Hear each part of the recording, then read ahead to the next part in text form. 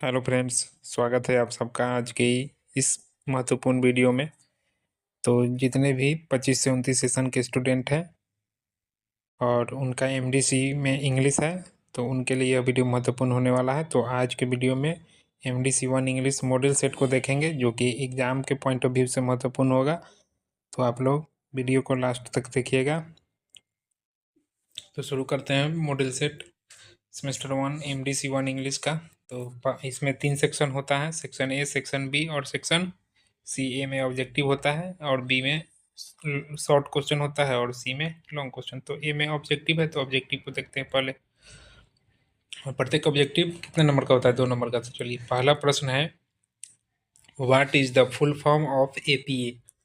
What is the full form of APA? तो APA का full form क्या होता है, तो वही बताना है। इसमें 4 ऑप्शन है, तो इसका ऑप्शन कितना नंबर सही होगा? इसका दूसरा ऑप्शन सही होगा, अमेरिकन साइकोलॉजिकल एसोसिएशन। तो एपीए का फुल फॉर्म क्या होता है? अमेरिकन साइकोलॉजिकल एसोसिएशन, यानी कि 1 का 2 हो जाएगा, अमेरिकन साइकोलॉजिकल एसोसिएशन, जिसे शॉर्ट में एपीए कहा जाता है। तो 2 नंबर हो जाएगा।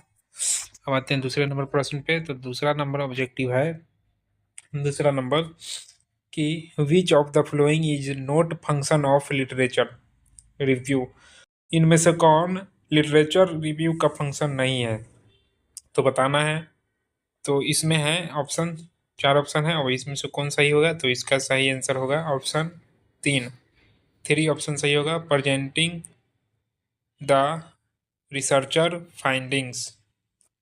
तो ये 3 ऑप्शन, तीसरा नंबर ऑप्शन हो जाएगा 2 का, ठीक है। अब सी, सी है क्या? A well-written review of literature helps to. A well-written review of literature helps to. इसका सही आंसर क्या होगा? Option 1, find the research gap. Find the research gap, तो रिसर्च के गैप को ढूंढने के लिए a well written review literature का प्रयोग होता है, ठीक है। और डी में है research gap show. Research gap क्या शो करता है? वाट हैज नोट बीन स्टडीड, ठीक है, स्टडीड, यानी कि डी का 1। अब आते हैं ई पे। ई पे है, which part introduce the topic and gives background information. तो क्या होगा इसका? इंट्रोडक्शन होगा। ई का 2, इंट्रोडक्शन। एफ में है, व्हाट इज अ बायोलो, क्या है? Biblio, bibliography, bibliography. What is a bibliography? तो ये क्या होता है? A list of sources you have used. A list of sources you have used, 2 हो जाएगा एफ का। चलिए, अब जी पे आते हैं। जी है, academic writing is found in. Academic writing is found in dash, तो किस में है? रिसर्च जर्नल्स, रिसर्च जर्नल्स, ठीक है। तो जी का 2। अब एज पे आते हैं। एज है, what should be the tone of academic writing. Academic writing का टोन, तो क्या होगा इसका? Formal and respectful. क्या होता है? फॉर्मल एंड रिस्पेक्टफुल, एज का 2। अब आते हैं आई पे, which of the following is not a part of academic writing. इनमें से कौन जो है एकेडमिक राइटिंग का पार्ट नहीं है? तो क्या होगा? ग्रीटिंग। क्या होगा? ग्रीटिंग, आई का हो जाएगा ग्रीटिंग, यानी कि ऑप्शन 4। अब जे पे आते हैं, लास्ट ऑब्जेक्टिव।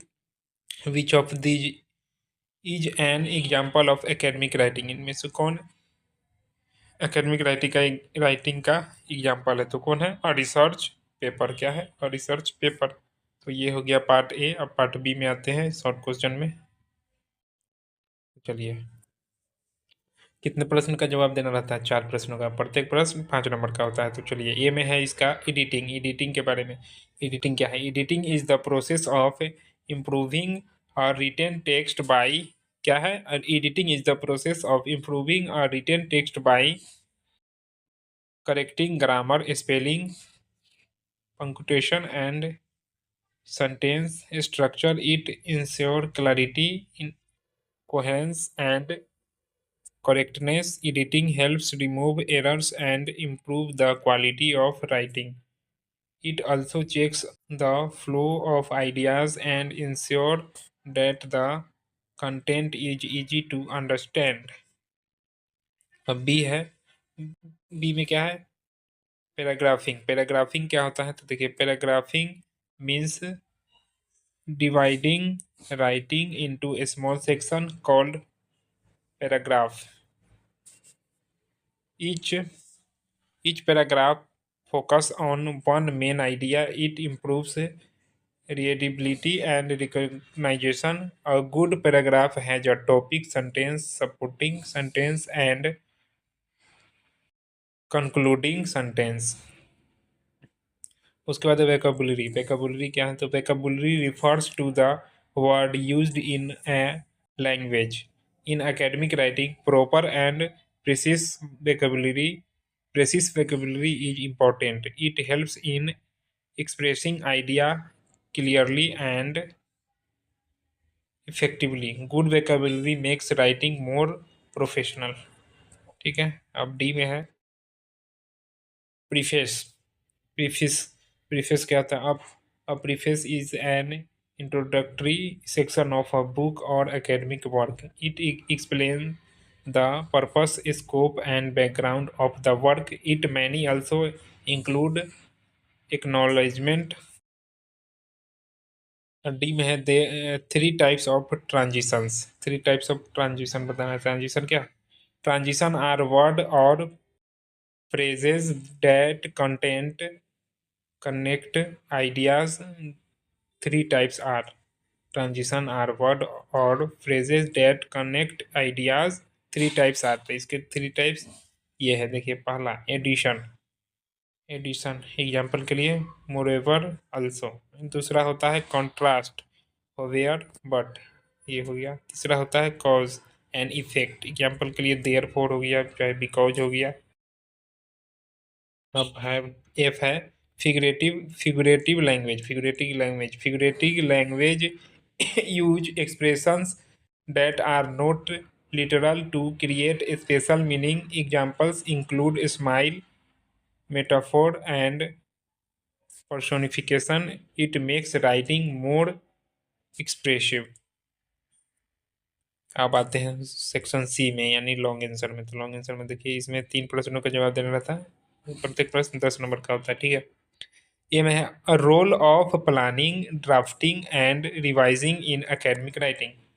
प्लानिंग ड्राफ्टिंग का क्या रोल है एकेडमिक राइटिंग में, और रिवाइजिंग का भी। ठीक है, तो planning, drafting and revising are important step in academic writing. Planning involves organizing ideas before writing. It includes selecting a topic, gathering information, and making an outline. Drafting is the process of writing the first version. In this stage, ideas are developed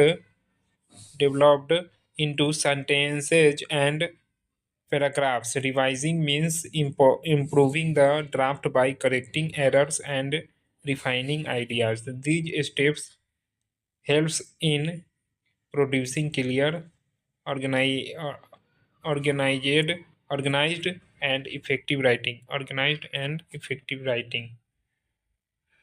B में है features of academic writing and importance of clarity and precision. The academic writing is formal, clear, objective, and well structured. It avoids informal language and focus on facts and evidence. Clarity means expressing ideas a simple and understandable way. Precision means using exact word to convey meaning. For example, instead of saying many people, writing 70% of people is more precise. Clarity and precision make writing more effective and reliable। सी में structure of an academic essay. Structure of an academic essay. An academic essay has three main parts. तो academic एसे लिखने का कितना part होता है? 3 part होता है। पहला पार्ट में क्या रहता है? इंट्रोडक्शन, जिसमें introduce the topic and thesis statement. और उसके बाद दूसरा पार्ट होता है body paragraph, explain ideas with example and evidence. ठीक है, और तीसरा क्या होता है? तीसरा होता है कंक्लूजन, यानी कि निष्कर्ष, समराइज द मेन पॉइंट। अब पूरा कहानी में क्या क्या लिखे हैं उसको शॉर्ट में निष्कर्ष में जाके बताना। तो कंक्लूजन हो गया। तो इसके 3 पार्ट होते हैं एस्से का, एकेडमिक राइटिंग एस्से में, ठीक है। This structure helps in presenting ideas logically and clearly. अब डी है रिसर्च क्वेश्चन। रिसर्च क्वेश्चन क्या है? और research question is a clear question that guides research. It define what the researcher wants to study. It is important because it focus the study and helps in collecting relevant data. A good research question is clear, specific and researchable. अब ई में है hypothesis. Hypothesis क्या था? A hypothesis is a testable statement or prediction about their relationship between variables. It is important because it guides research and testing. इसमें क्या क्या है? Characteristics, clear and specific, उसके बाद टेस्टेबल, उसके बाद बेस्ड ऑन थ्योरी। इसका स्टेप क्या है? पहला स्टेप है आइडेंटिफाई प्रॉब्लम, दूसरा है फॉर्म हाइपोथेसिस, तीसरा है कलेक्ट डाटा, चौथा है एनालाइज रिजल्ट, पांचवा है एक्सेप्ट और रिजेक्ट हाइपोथेसिस, ठीक है। तो यही था मॉडल सेट MDC 1 का। तो जिनका भी सेमेस्टर 1 में MDC में इंग्लिश होगा तो उनके लिए वीडियो महत्वपूर्ण है। तो अगर आपको वीडियो अच्छा लगा होगा तो आप लोग दोस्तों में शेयर कीजिएगा और चैनल को सब्सक्राइब कीजिएगा। धन्यवाद।